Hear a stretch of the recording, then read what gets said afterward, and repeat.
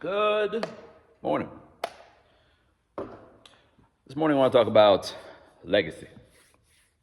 I call it a legacy trap because we can get caught up just focusing on what we're going to build so that people will remember us. It's a weird thing because when you are younger, you think you have all the time in the world, and hopefully you do. But it's a little bit delusional. You think you have all the time in the world, and when you get older, you start to feel like that time's slipping away, right? And so you try to hold on to it as much as you can, as much as you can. And this is called a midlife crisis, right? Then it's still slipping away from you. You don't really have the control to hold on to it. You just have the control to be delusional that you are holding on to it. It slips away, and you finally realize, all right, what can I leave behind? What can I start building? What people can I bring into the world, as in kids, to carry on my legacy? And a lot of people are there, right? And it's a weird thing. It's weird, especially in the context of Christians. Church gets weird. Gospel of John, chapter 3. Is verses 26 through 31. 30. Gospel of John, chapter 3, verse 26 through 30. So this is concerning John the Baptist. And most of you know John the Baptist was the dude out in the wilderness eating locusts and honey, wearing camel skin. That's John the Baptist. Out there, his whole goal was to prepare the way for Jesus. Right? So they came to John. All right, verse 26. They came to John and said to him, "Rabbi, the man who was with you, Jesus, is now on the other side of the Jordan, and he's baptizing people, and everyone's going to him." Verse 27. To this John replied, "A man can receive only what has been given to him from heaven. You yourselves testify that I said I am not the Christ, but I was sent ahead of him. The bride belongs to the bridegroom. The friend who attends the bridegroom waits and listens for him, and is full of joy when he hears the bridegroom's voice. That joy is mine, and is now complete. He must become greater, I must become less." Jesus, right? Must become greater, I must become less. This should be the motivation of every Christian. A very humble response from John. Even though he's getting screwed, right? From a worldly point of view, he's getting screwed.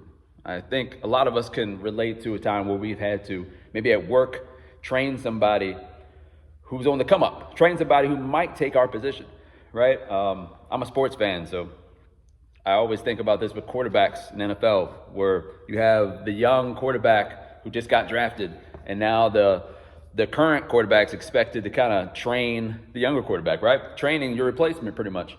This happens in life, right? We put in so much work into something, and now it seems like that something is being taken from us. Our time has come, it's being taken from us. And we try to hold on to it, right? But it's slipping away. Time keeps moving.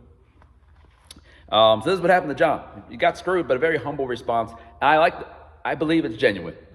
There's a chance that he just said the right thing and the people left, and he's glaring at Jesus on the other side of the Jordan.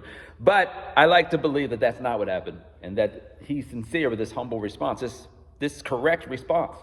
John did get screwed later on as well, because he gets arrested, and he's in jail, and he sends word to Jesus, "Hey, my life's in danger.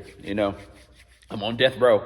And Jesus says to him, "Hey, everything that you were living for is being fulfilled. I'm doing it." And that's all Jesus said. Jesus has no plan to really get John out of prison, but that's it. But the key is, as we read, John understood purpose. Right? He says that his whole purpose was to prepare the way for Jesus. Right? His joy is in the fact that this is coming to fruition. And that is the mentality of a mature Christian. I said it's a legacy trap, but it's really more of a time trap, right? Because young people, when we're younger, we think we have all this time, and so we waste a lot of time. Older people are trying to hold on to the time, slipping away. Younger people wasting the time. And you really only have this moment. You're not promised tomorrow. You can't do anything about the past. You can't really do anything about legacy. You have no control over how people are going to remember you. None whatsoever.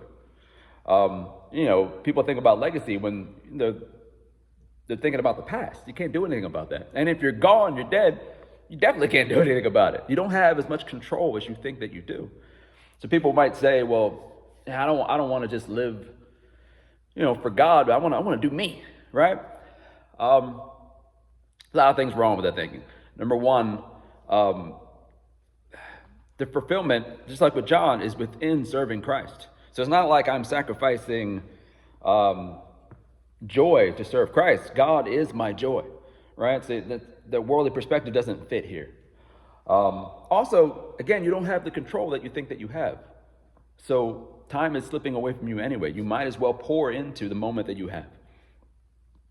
So what's your purpose? John understood his purpose to prepare the way for Jesus, and that came to fruition. It was his joy. What's your purpose? What are you pouring into right now? As Christians, followers of Christ, worshipers, God should be greater, we should be less. And we should be full of joy when God is glorified in our lives, through our lives. Good times, bad times. How about you? What's your purpose? What are you pouring into?